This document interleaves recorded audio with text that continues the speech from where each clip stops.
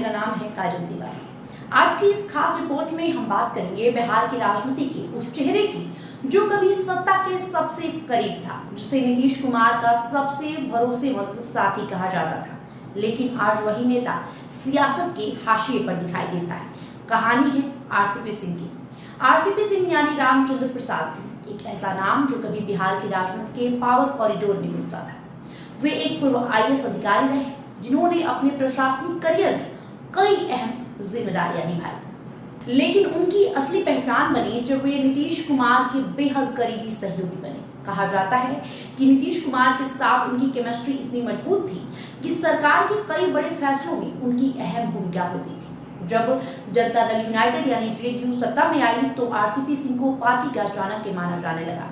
संगठन हो, रणनीति हो या फिर चुनावी मैनेजमेंट, हर जगह उनकी पकड़ मजबूत थी। आरसीपी सिंह का कद सिर्फ बिहार तक सीमित नहीं रहा, वे राज्यसभा पहुंचे और फिर केंद्र में सरकार मंत्री भी बने। ये वो दौर था जब उन्हें जेडीयू का सबसे प्रभावशाली चेहरा माना जाता था, लेकिन राजनीति में हर ऊंचाई के साथ एक चुनौती भी आती है और यही चुनौती आरसीपी सिंह के लिए टर्निंग पॉइंट बन गई। साल 2022 यही वो समय था जब आरसीपी सिंह और जेडीयू के रिश्तों में दरार साफ दिखने लगी।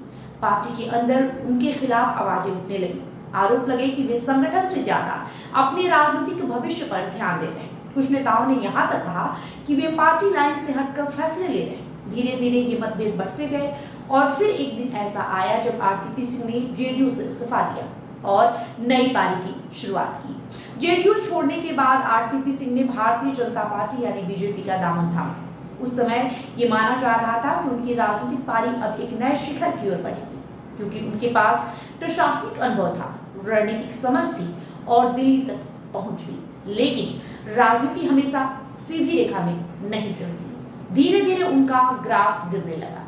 आपको बताएं, भारतीय जनता पार्टी में शामिल होने के बाद शुरुआती चर्चा जरूर हुई, लेकिन धीरे धीरे आरसीपी सिंह का प्रभाव कम होने लगा। ना उन्हें बिहार में कोई बड़ी जिम्मेदारी मिली, ना ही वे पार्टी के प्रमुख चेहरों में शामिल हो पाए। जो नेता कभी जेडीयू के अंदर नंबर 2 माना जाता था, वो अब राजनीतिक चर्चाओं से लगभग गायब होने लगा। अब सवाल उठता है कि आखिर ऐसा क्या हुआ कि इतना मजबूत नेता सियासत के हाशिए पर चला गया। इसे लेकर राजनीतिक जानकारों का कहना है कि जो पहला कारण है वो ये है कि आरसीपी सिंह का जनाधार सीमित था। वे संगठन और रणनीति के खिलाड़ी थे, लेकिन जमीन पर उनकी पकड़ उतनी मजबूत नहीं थी। दूसरे कारण की बात करें तो जेडीयू छोड़ना उनके लिए बड़ा जोखिम साबित हुआ, क्योंकि उनकी पहचान ही नीतीश कुमार और जेडीयू से जुड़ी हुई थी। तीसरा कारण, बीजेपी में पहले से ही मजबूत नेतृत्व मौजूद था, जहां अपनी जगह बनाना आसान नहीं था। आरसीपी सिंह की कहानी सिर्फ एक नेता की कहानी नहीं, ये बिहार की राजनीति का वो आईना है जो दिखाता है कि यहाँ समीकरण कितनी तेजी से बदलते हैं। राजनीति में सिर्फ ताकत और कद ही काफी नहीं होता, जनाधार, टाइमिंग और सही फैसले, ये सब उतने ही जरूरी होते हैं। अब सबसे बड़ा सवाल यही है कि क्या राजनीति में आरसीपी सिंह की कोई धमाकेदार वापसी होगी?